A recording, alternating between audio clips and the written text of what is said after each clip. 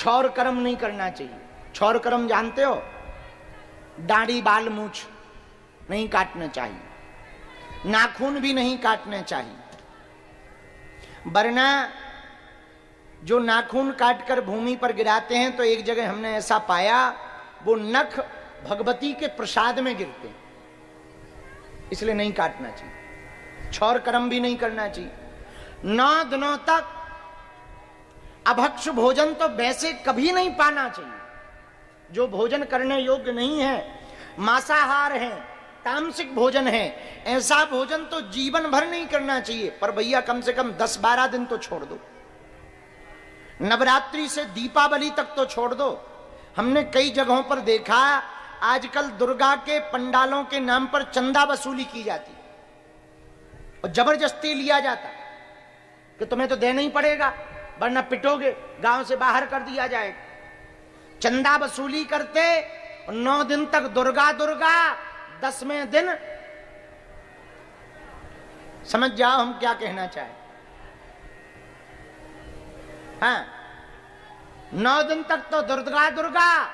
और ये बात कहते हुए हमको बहुत लज्जा आ रही है कि हमारे ही सनातन धर्म के लोग ऐसा करते हैं। ये कोई मुसलमान या ईसाई नहीं करता, जो हिंदू कहलाते अपने आप को वही ऐसा करते हैं कि 9 दिन दुर्गा की आरती करते, 10वें विसर्जन के दिन मदिरा पान करके, मुर्गा मांस आदि का भक्षण करके विसर्जन करने जाते। ये हमारे सनातन का सबसे बड़ा कलंक है। और बुरा ना मानना, हमें जितनी दिक्कत मुसलमानों से नहीं है, जितनी ईसाइयों से नहीं है, उतनी दिक्कत इस प्रकार की पूजा करने वाले काल नेमियों से है।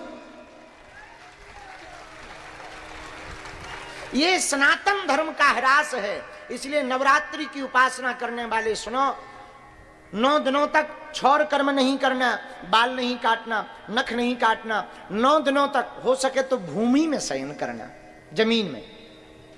9 दिनों तक तीसरी बात का ध्यान रखना, अभक्ष भोजन नहीं करना। जो भोज्य पदार्थ हो, सात्विक हो सके तो फलाहार रहो।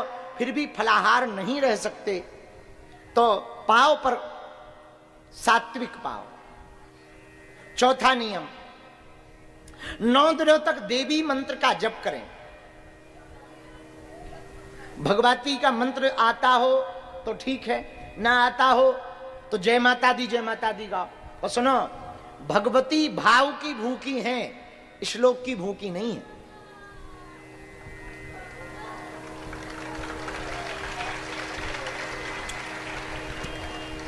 एक गांव में एक पंडित जी रहते थे, सीधे साधे बूढ़े पुराने।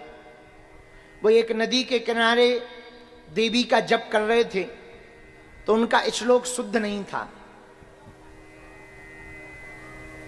तो नमस्तस्यै की जगह वो कहते थे नमस्तस्मै नमस्तस्मै नमस्तस्मै नमो नमः। कोई भी श्लोक, एक श्लोक है ना, या देवी सर्वभूतेषु शक्ति रूपेण संस्थिता नमस्तस्यै, तो वो कहते थे नमस्तस्मै नमस्तस्मै नमस्तस्मै नमो नमः। तो एक विद्वान पंडित जी खड़े थे, बोले वाह, शर्म नहीं आती आपको?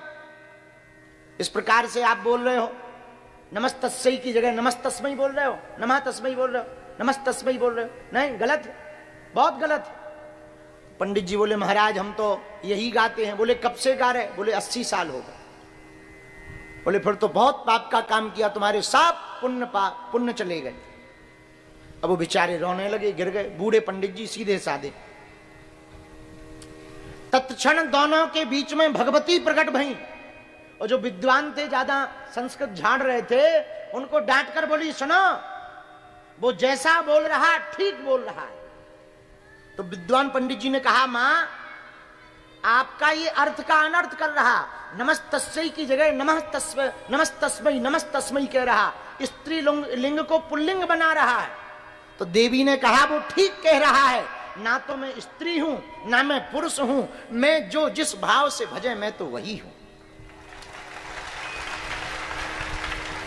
और हम तुम्हारे नमस्तस्यै में प्रसन्न नहीं है, लेकिन इसके नमः तस्मै में प्रसन्न है। अच्छा, इसका मतलब ये नहीं है कि तुम भी नमस्तस्मै कहो, हैं? नमस्तस्यै छोड़ दो, हैं? भाव की बात है, क्योंकि भगवान कहते भाव का भूखा हूं मैं, भाव ही एक सार है, भाव से जो मुझको भजे सुभाव से बेड़ा पार। इसीलिए भैया भगवती की उपासना जो करने वाले हैं वो नियम सुनो। चौथा, बीज मंत्र का जप करो। बीज मंत्र कौन सा? ओम ऐं ह्रीं क्लीं चामुंडाई विच्चे, इस मंत्र का जप करो। नहीं हो रहा है, ये बहुत कठिन है, सीधा सरल। जय माता दी जय माता दी जय माता दी बोलिए, जय माता दी जय माता दी जय माता दी। चलो बुलावा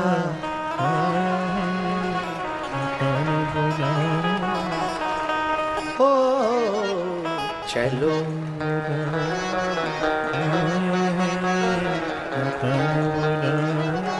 गांव की माताओं को मंत्र नहीं आते, पर वो माता के जगराते भजन गाते रहती।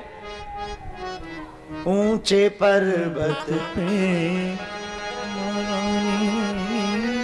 ने दरबार लगाया है, चलो बुलावा आया है, माता ने बुलाया है। तो आपको यदि भजन आए तो भजन गाओ, श्लोक आए तो श्लोक गाओ।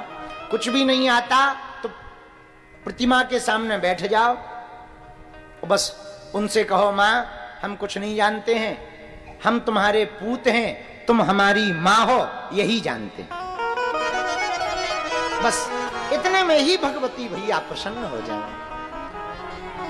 माँ को क्या चाहिए? माँ तो ममता की मूर्ति होती है। और भारत वालों बुरा ना मानना, आजकल जगह जगह पंडालों में देवी माता बैठी है, क्योंकि आज से नवरात्रि प्रारंभ हो गई है और नवरात्रि के पावन पर्व पर जगह जगह देवी माँ के पंडाल लगेंगे, जगह जगह प्रतिमा बैठाई जाएगी। पर प्रतिमा में माँ नहीं है, प्रतिमा में माँ है। यदि तुम प्रतिमा में मां को खोजोगे तो ना तो तुम्हें दुर्गा मां के दर्शन होंगे, ना काली मां के दर्शन होंगे, ना विंध्यवासिनी के दर्शन होंगे, ना चामुंडा के दर्शन होंगे, ना चंडी के दर्शन होंगे, क्योंकि मां प्रतिमा में नहीं है, मां तो प्रतिमा में है। और नवरात्रि पर जितने युवान बैठे हैं, हम प्रार्थना करेंगे अपने साधकों के, खासकर जो साधना कर रहे हैं, एक बात तुम पक्की मान लो, यदि तुम्हारे चित्त में, दिल में, मन में, भाव में, स्वभाव में, तुम्हारी वाणी में दूसरी स्त्री के प्रति यदि आदर नहीं है तो तुम्हारी दुर्गा पूजा बेकार है। भगवती के लिए कुपुत्रो जायते पूत कपूत हो सकता, माता कुमाता नहीं हो सकती, लेकिन शास्त्र कहते यत्र नार्यस्तु पूज्यन्ते रमन्ते तत्र देवता, जहां नारी की पूजा होती वहां देवताओं का वास होता। क्यों? नारी निंदा मत करो, नारी रतन खदान, नारी से नर उपजे ध्रुव प्रहलाद समान। इसलिए मां भगवती की उपासना करने वाले जितने साधक हैं, एक बात और बोलें, इन 9 दिनों में तुम कोई नियम का पालन करो या ना करो, पर एक बात अपने चित्त में रख लो, तुम मां का बालक बनकर जियो। क्या बनकर जियो? जोर से बोलो। बालक बनकर के जियो, उनको मात्र रूप में देखो, बालक बनकर के जियो। यदि बालक बनकर के जियोगे तो नवरात्रि की साधना तुम्हारी सफल होगी।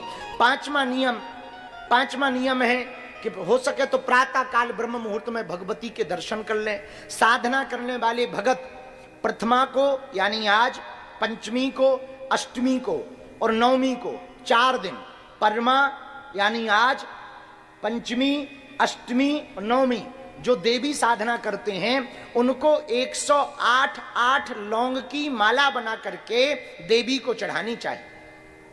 108 लौंगों की माला बनाकर प्रथमा को, पंचमी को, अष्टमी को, नवमी को किसी एक दिन या 4 बार 108 लौंग की माला बनाकर उसी माला से जय माता दी या ओम नमः चंडिकाय नमः ये मंत्र का जप या बीज मंत्र जो बोला वो या गुरु मंत्र का जप बोलकर पूरी माला का जप करके देवी को चढ़ा दें, फिर बाद में उसी माला को उतार कर अपने घर पर रख लें। सदैव देवी का वास तुम्हारे आसपास रहेगा। आज प्रथमम शैलपुत्री चा, द्वितीयम ब्रह्मचारिणी, तृतीयम चंद्र घंटेति कूष्मांडेति चतुर्थकम। आज पहला दिन शैलपुत्री का है। शैलपुत्री माँ की उपासना करने वाले साधक सुनो, पहले दिन माँ शैलपुत्री पर्वत की पुत्री की पूजा की जाती है। भगवती माँ पराम्बा शक्ति पर्वत की पुत्री के रूप में है। उनकी पूजा किस भाव से करनी चाहिए? जैसे पर्वत अपनी बात के लिए हर परिस्थिति में अडिग रहते हैं, खड़े रहते हैं, चाहे आंधी हो, तूफान हो, पानी बरसे, पर्वत खड़े रहते हैं। वैसे ही साधक को भी पहले दिन शैलपुत्री की पूजा करके ये प्रण लेना चाहिए, पृथ्वी पलट जाए पर हम नवरात्रि का नियम नहीं छोड़ेंगे,